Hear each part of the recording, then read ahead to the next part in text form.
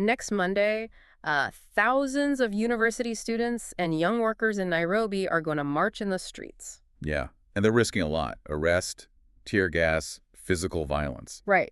But what's really wild is that their anger isn't directed at, a specific new law or even a local politician's scandal. Well, heard it all. They are marching because a military drone strike, like 3,000 miles away in the Middle East, just made their morning bus ride completely unaffordable. I mean, it sounds like a scenario from a globalist thriller, right? Right. But it is the raw economic reality detailed in our stack of sources today. It really is. We're looking at this hyper-industrialized chain reaction, a geopolitical shockwave that starts in the Persian Gulf and basically ends by shattering the daily budget of a commuter in East Africa. Welcome back to another deep dive. Today, our mission is to unpack this specific stack of economic reports, market analyses, and on-the-ground news dispatches to figure out the mechanics of this crisis. Now, before we get into the data, I want to give an important disclaimer for you listening.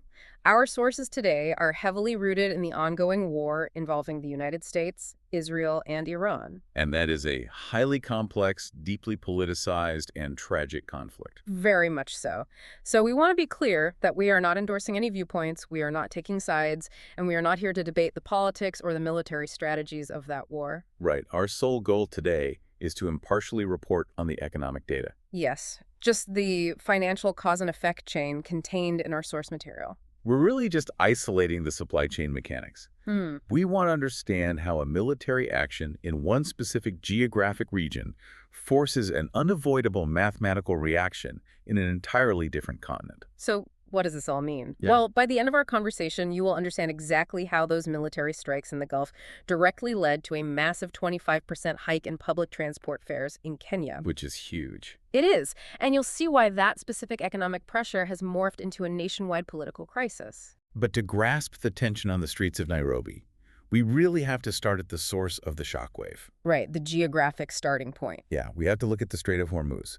Iran sits along this incredibly narrow, highly congested maritime transit route. And it's hard to overstate how important this little strip of water is. It really is. To understand the gravity of this location, you have to realize that nearly 20% of the world's entire global oil supply passes through that specific waterway. 20%. Yes. So when military tensions escalate between the U.S., Israel, and Iran, the global energy market immediately prices in the risk of that strait being blocked, or even just compromised. Which causes an immediate ripple. Our sources show that following Israeli strikes and the retaliatory Iranian actions, global crude oil prices surged between 7 and 13%. Yeah, the market panicked. But diving into the Reuters report in our stack, there's a data point that changes the scope of this entirely. They noted that refinery attacks connected to the conflict removed nearly 9% of global refining capacity. And that is staggering. Right. The report cites it as the worst disruption to global refining since the COVID-19 pandemic. Well, that distinction between crude oil and refining capacity, that's the crucial mechanism here. Because, I mean, you could pump millions of barrels of crude oil out of the ground, but crude oil is totally useless to a truck driver or a factory. You can't just put it in the tank. Exactly. It has to be processed, boiled down, and separated into usable products, like diesel, petrol, and aviation fuel. So the refinery is the bottleneck. Refining is the ultimate bottleneck of the global energy system. When you wipe out 9% of the world's ability to create usable fuel, you aren't just dealing with a temporary price spike. You are dealing with a severe physical shortage of the end product. I always picture the global supply chain like the world's main energy artery. Right. That's a good way to look at it. If that artery gets constricted by physical refinery damage, the actual flow of fuel drops. But our sources also mention things like skyrocketing shipping insurance costs, rerouted tankers, and massive freight speculation. Right, the financial side of the restriction. Yeah, it acts like a financial plaque building up inside that exact same artery. The physical fuel is harder to get, and the financial cost to move whatever is left becomes just exorbitant, so the pressure goes up everywhere. And every single nation that imports oil feels that constriction immediately. Okay, but that brings up a math problem I've been struggling with in these sources. Okay, lay it on me. If the entire world relies on this artery, and the global price of oil jumps roughly 10%, why is the source material pointing to Kenya as a worst-case scenario? I see what you mean. Right, because a commuter in Europe or North America is dealing with that exact same baseline global price increase, but they aren't facing a 25% spike in their bus fare literally overnight. What's fascinating here is that a flat global price increase hits importing nations entirely differently based on their underlying structural vulnerabilities. So it's not a level playing field. Not at all. Yeah. The global price jump acts as a massive stress test. And when you apply that stress to Kenya's specific economic architecture, the pressure just multiplies. Because of how they're set up. Exactly. They are caught in a multi-layered vulnerability trap.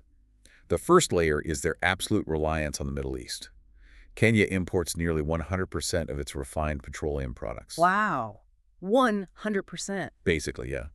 They have zero domestic oil production to act as a buffer. So Kenya's economy is essentially this massive factory running on a single extension cord plugged directly into the Middle East. If someone even trips over the cord in the Gulf, the lights go out in Nairobi. That is the perfect analogy. That is the physical trap. But the second layer is the financial mechanism, which analysts often call the currency trap. The currency trap. Okay. And this fundamentally alters the math you were just asking about. Yeah. Because international oil is not bought with the Kenyan shilling. Right. It's global trade. Yeah, the global oil trade operates on the petrodollar system, meaning all those massive international transactions are settled in U.S. dollars. So let me get this straight. If I'm the Kenyan government, or like a major Kenyan fuel importer, and the price of a barrel of oil suddenly jumps because of the conflict, I don't just need more shillings. No, you don't. I suddenly need millions of more US dollars just to purchase the exact same volume of fuel that I bought last month. Precisely. And to get those extra U.S. dollars, Kenyan importers have to buy them on the foreign exchange market using their local currency. Which creates a bottleneck of its own. Exactly. Yeah. This creates a massive sudden surge in the demand for dollars, while simultaneously flooding the market with Kenyan shillings. So the basic law of supply and demand dictates the outcome here. The dollar goes up. The value of the U.S. dollar strengthens, and the value of the Kenyan shilling drops sharply. Yeah, the sources from Reuters logged this exact phenomenon. They noted the shilling was trading weekly, around 128 to 129 per US dollar amid this energy crisis. Which completes the vicious cycle. The fuel is inherently more expensive on the global market because of the physical supply shock. But simultaneously, the local currency used to buy the dollars to import that fuel is rapidly losing its purchasing power. So they're getting hit from both sides. Yes. The country is effectively penalized twice for the exact same geopolitical event. And that dual penalty translates into brutal domestic numbers. Like, our sources report that diesel prices in Kenya jumped by over 40 Kenyan shillings per liter. Which is just a massive overnight spike. It is. Now, the government did try to intervene using domestic policy levers. The sources mentioned they deployed the Petroleum Development Levy to try and cushion consumers, and they also reduced the value-added tax, the VAT, on fuel. They did, yeah. But despite all that, prices still hit record highs. Well, the mechanics of those local interventions reveal why they failed to stop the bleeding. The Petroleum Development Levy is essentially a rainy day fund. Okay, how does that work? It's a small tax collected on every liter of fuel sold during times of market stability. The government pools that money so they can, subsidize fuel prices when global markets spike. That sounds like a smart system in theory. It is, but if the global macroeconomic tidal wave is massive enough, that rainy day fund drains completely. You can only subsidize the price for so long before the pool of money is just empty. And once the levy funds are exhausted. Yeah, once they're gone, and even with the VAT reduced, the raw, unfiltered cost of that Middle Eastern oil shock slams directly into the domestic economy. Okay, but I want to push back on this macroeconomic view for a second, though. Sure. Because when gas gets too expensive in many parts of the world, consumer behavior just shifts. People adapt. Right, they drive less. Exactly. They consolidate their errands, they carpool, they work from home, or they use bicycles until the global market stabilizes. So why is a 40 shilling jump in diesel an existential threat in Kenya rather than just a painful inconvenience? Well, assuming that fuel consumption can simply be dialed back relies on the idea that driving is a flexible choice. Right. In the Kenyan economy, demand for diesel is highly inelastic. Diesel is the literal lifeblood of the entire commercial and agricultural system. You cannot simply decide to consume less of it without shutting down the economy itself. Because it's not just about personal vehicles. Not at all. It powers the matatus, Yeah. Those are the privately owned minibuses that serve as the backbone of public transport for millions of people. Okay. It fuels the heavy trucks moving crucial cargo from the port of Mombasa inland. It runs the backup generators that factories and hospitals rely on when the power grid fluctuates. It powers the machinery harvesting crops. And the sources heavily emphasize the export industries too. Like Kenya is a major global exporter of tea, avocados, and fresh flowers. The floriculture industry. Yeah, that part is fascinating because it relies completely on cold chain logistics. And that entire flower export supply chain is entirely dependent on diesel. I mean, flowers are harvested in places like Naivasha, loaded into refrigerated trucks, driven for hours to Jomo Kenyatta International Airport, and kept in temperature-controlled warehouses before being flown to markets in Europe or Asia. So it has to stay cold the whole time. Exactly. If the Yeah. temperature fluctuates at any point, the product wilts and the shipment is totally worthless. Wow. So the exporter can't just tell their logistics company to drive slower or use less refrigeration to save money. No, they can't. They either buy the hyperinflated diesel or their entire international business collapses. Precisely. So because diesel is the foundational layer of literally everything, that 40 shilling increase doesn't stay confined to the fuel sector. It instantly mutates into a comprehensive cost of living crisis. And the mutation happens fastest in the sectors with the thinnest profit margins. Transport operators are really on the front line of this. Here's where it gets really interesting. If we look at the microeconomics of that, the sources highlight the matatu operators and the boda riders, the motorcycle taxis. Right. These operators usually rent their vehicles for a flat daily fee, and they have to pay for their own fuel out of whatever fares they collect. Yeah, they're independent contractors, essentially. So if the cost of diesel jumps by 40 shillings a liter, that increase just eats their entire daily take-home pay. They have zero financial buffer to absorb the shock. None.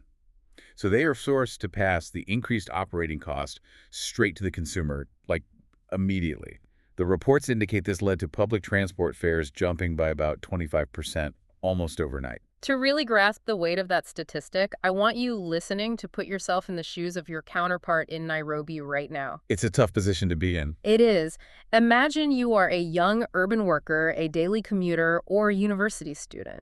Many of these young people are navigating the informal sector. They might be underemployed, and their daily income or student allowance is completely stagnant.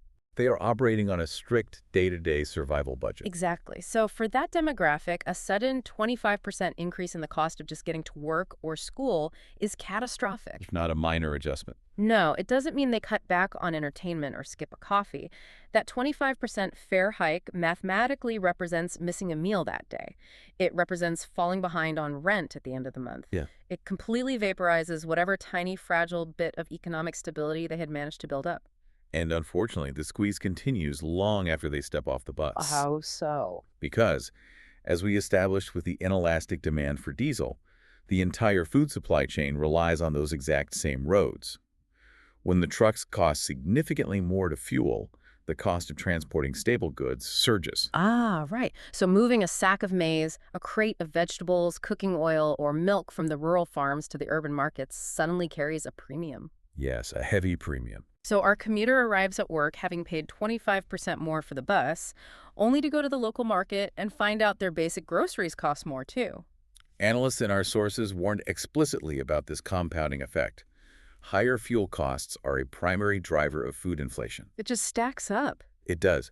The average Kenyan citizen is suddenly cornered by a brutal financial reality.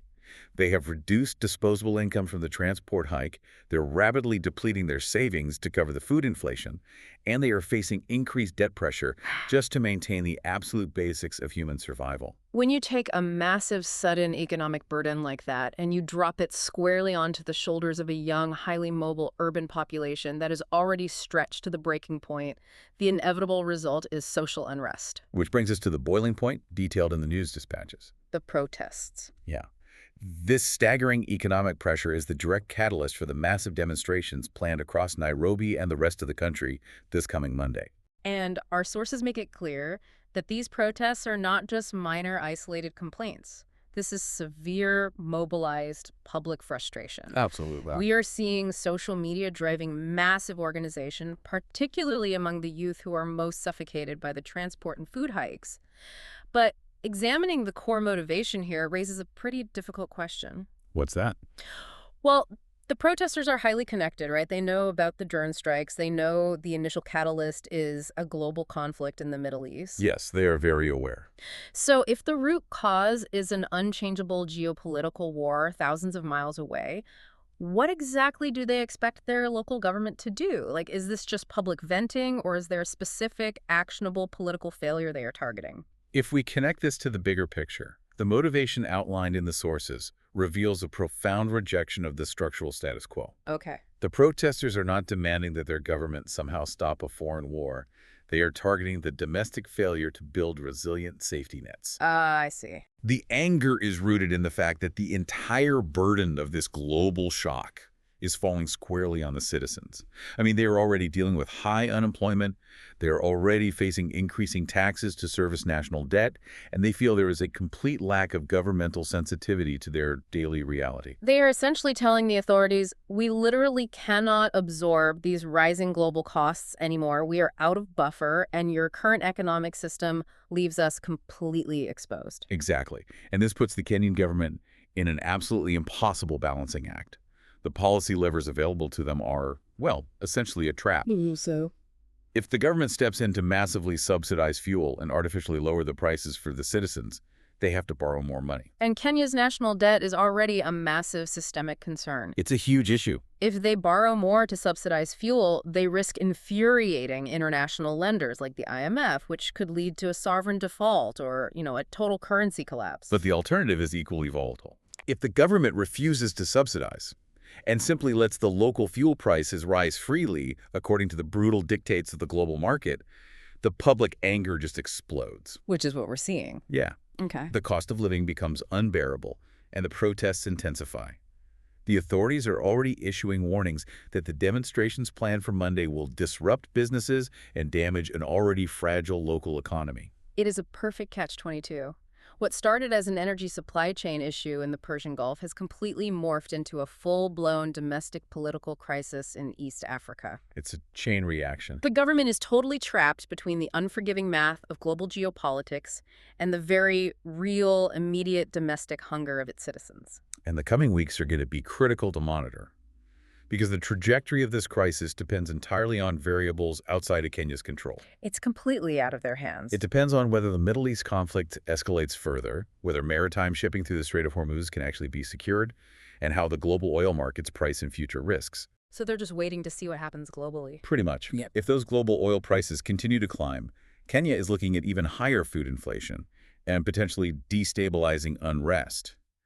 But if the global tensions cool down, it might relieve just enough pressure on the shilling and the fuel pumps to avoid a wider systemic collapse.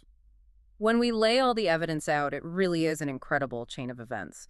We started this deep dive looking for the mechanics of a global shockwave, and we can now trace the exact path of the damage. Step by step. Right. An escalating military conflict between the U.S., Israel, and Iran constrained the Strait of Hormuz and wiped out 9% of global refining capacity. Because Kenya's economy is entirely reliant on imported fuel bought with U.S. dollars, that global supply shock forced the country into a devastating currency crisis. The currency trap we talked about. Exactly. And that currency trap spiked the price of local diesel by over 40 shillings a liter.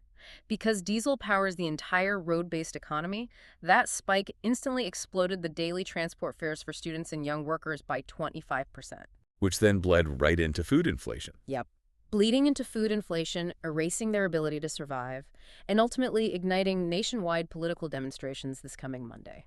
The sheer speed and severity of that chain reaction really forces us to rethink our assumptions about the future. What do you mean? Well, we talk a lot about the transition away from fossil fuels as a way to escape this exact type of petrodollar vulnerability. Right, going green to become independent. But think about it.